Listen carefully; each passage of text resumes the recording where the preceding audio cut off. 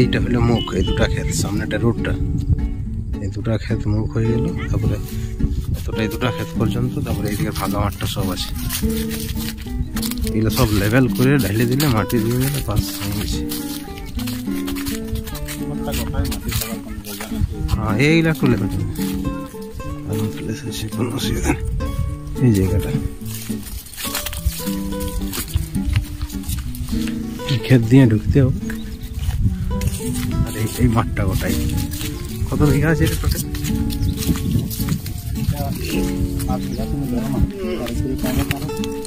5 বিঘা। আর যদি সাইডে টুকটাক এইটা নিলেই সবাই পাবে।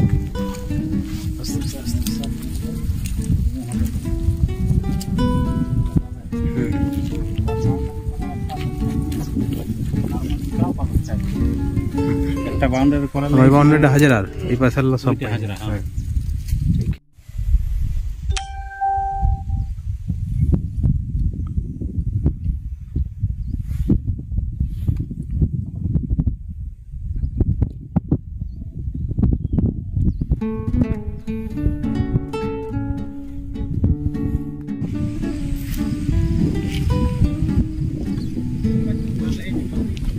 এই জায়গাটা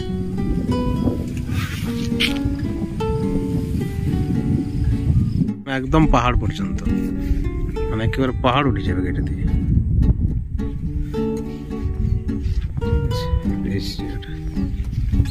বাচ্চার লাইনে উঠতে পারি, বাচ্চার উঠতে পারি, একদম জমি শেষ একদম পাহাড় পর্যন্ত।